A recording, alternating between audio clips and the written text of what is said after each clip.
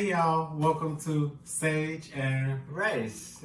So we back with another video, and so this video is going to be viewing our ancestry versus 23andMe. Well, Ryan's ancestry versus 23andMe, and noting some of the differences, seeing if there's any difference in any of the results that we see, which one may be more detailed. Specifically because we was just more interested because he took Ancestry and I don't think he got a lot of information back. I did 23andMe and I felt like I was satisfied with that. And so we're just going to compare the two and we wanted to take you all on the journey with us. All right. So let's get started. Yeah. Cool. So we have my AncestryDNA results, and here you'll see that we have Northern Philippines. If you didn't already know, I am Filipino, born and raised. So my family is from Cavite, but it was showing that it has Southern Philippines 15%, Southern China is 2%, Northern Philippines is 83%. When I first got the results, actually, I think it was maybe 3-4 years ago, I asked, so my family and I do a exchange gift every year, and this is what I asked for Christmas.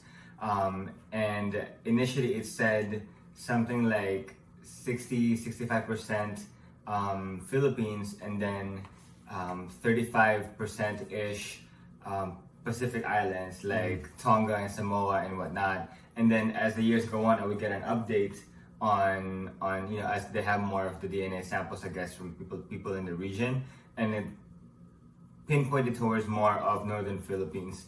I mean, not that I'm expecting anything different, because obviously I'm from there, but I just feel like I just wanted to get a different kind of, maybe like a second opinion, because this was so detailed, and we'll show you later on what it looks like, but his is so detailed, so yeah.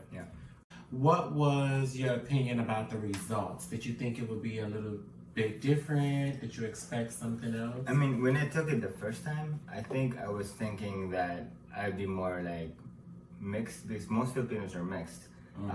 Spain was in our country for 300 years. The Americans came over, the Japanese came over. There are a lot of Chinese Filipinos. So one of my friends actually from college said that maybe you're from Filipino royalty, that's why there's no mix. Well, that ain't been proven in this video. Well, that ain't been proven in this video, so You'll be royalty by association. So. Well, I'm already royalty. Yeah, we're gonna show my results. Black I'm already royalty. That's right. So. That's right. Yeah. but yeah, I guess I was just thinking, I think Filipino identity is very interesting because it almost feels like our identity is a collaboration or a combination of so many different cultures. Whether it's the language or food, our clothing and whatnot, there's always influence from other places, especially Spain. So yeah. Awesome. So this is Ancestry. So I actually logged into Ryan's 23andMe, so he haven't seen the results of his 23andMe. So we're gonna pop it up here, and we're gonna see his reactions to that. So let's see here. Oh, okay. It's even higher, 95%. Wow. Japanese, Korean, Native American. Wow. So this is giving you actually a little bit more information, right? Yeah, I really am Filipino royalty. Oh, I'm pure-blooded. Well, I mean, you are what, 99.1%, 99.6% East Asian and Native American. So they're including Native American here as well. I noticed that in my results, right?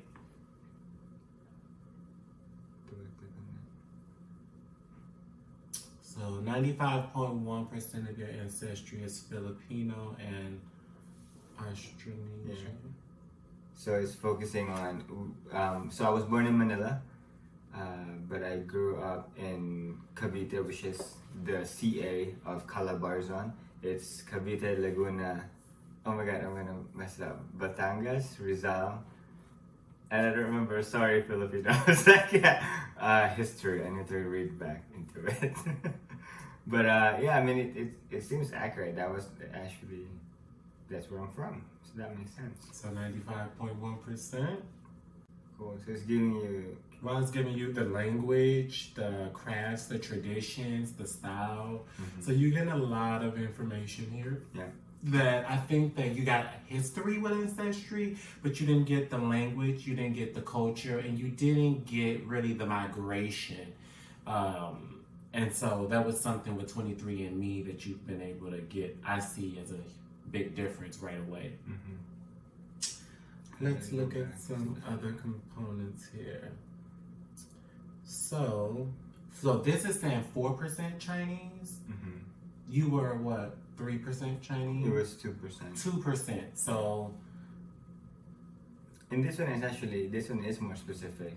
See, the other one, it was just very it's broad. telling you exactly where in Which China. part, yeah. Wow, okay. So it says That's awesome. I think it's called Guangdong in Fujian. Yeah, which is the number one too. Yeah. Hong Kong is there. Is that Hong Kong? Yeah. Awesome. Wow. So that's cool. That's a different one. I've never seen it before. It's a little bit more specific and it kind of pinpoints at least the area. So I definitely look forward to like reading more of this part. It's telling us to go Airbnb. Ooh. We're not sponsored by Airbnb. Yeah, we're sponsored by Airbnb. Here we come. Awesome. Cool. So you get the art, the culture again, some of the words, the language. I even talk about some of the food here, some of the oldest names, which is very interesting. The world's oldest names: Yang, Chan, Wang, Lin, Mai. Cool. Awesome. Very cool. And then what else do we have? And Japanese, Korean. Now you didn't have any Japanese or Korean in the Ancestry. 0.3%. Wow. Very low. But it's there. But it's there. I do love sushi. Oh boy. What? It's so good. He can't eat fish. Oh, So okay. that's it. Cool. And then the Native American. Cool. And gives you ancestry timeline. Oh, wow. New. So, at what point in history, how many generations ago was your most recent ancestor for each population? Right. So, maybe 4 generations ago for Chinese, 5 generations for Native American, and maybe 5 generations ago for Japanese, but it goes all the way up to 8 plus. Right. So, it kind of tell you when did that kind of come in your bloodline, which I think is really important. And we see Filipino, and of course, so I wonder why the Filipino and Austro-Asian is much more recent. Is it because that's the DNA? Is it the DNA results that they have available, or because essentially, like, I mean, I don't know. I need to work on my history, but. Oh, just a single relative who descended from a single population. Yeah. So when did the relative come in? But I wonder too, because like I mentioned, the Chinese and the Japanese came over to the Philippines. So at some point there was a mix there, perhaps, of when that happened. So that's interesting. Cool. I've never seen this before. This is interesting. That's each of your chromosomes. Okay. What is a chromosome? Spell chromosome. Can you put it in a sentence, please? I don't know what I'm looking at.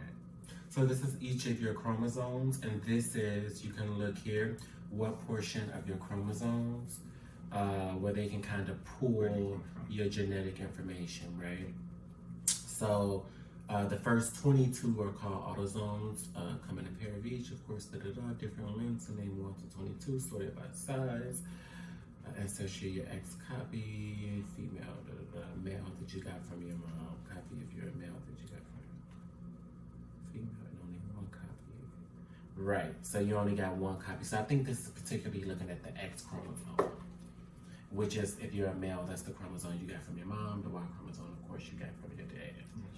So this is just showing where, based on your ancestry here, where it may lie on you.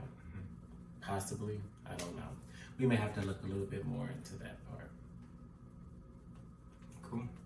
Awesome. So it's confirmed, I'm Filipino.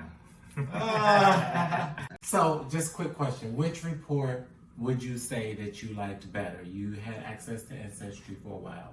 Now you have access to 23andMe. And so which one would you say provided you with the most information, and which one would you possibly recommend if a person had to choose between Ancestry and 23andMe? I mean, I definitely think that I need to navigate 23andMe a little bit more, just to be able to just click around like a little bit AncestryDNA.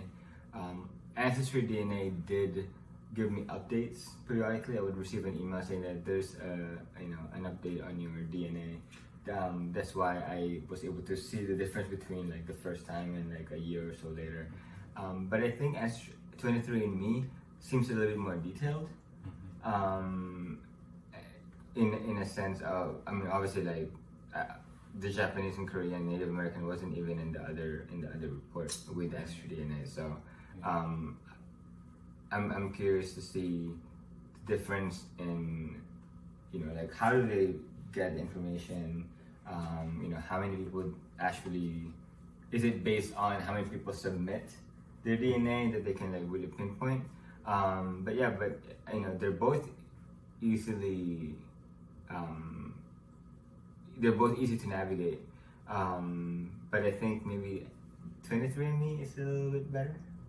But I think we'll see how I feel in maybe in a couple of days once I kind of navigate it more. But awesome. Okay. Cool. Well, we are Sage and Rice. Thank you for watching. And until next time, all right? Toodles.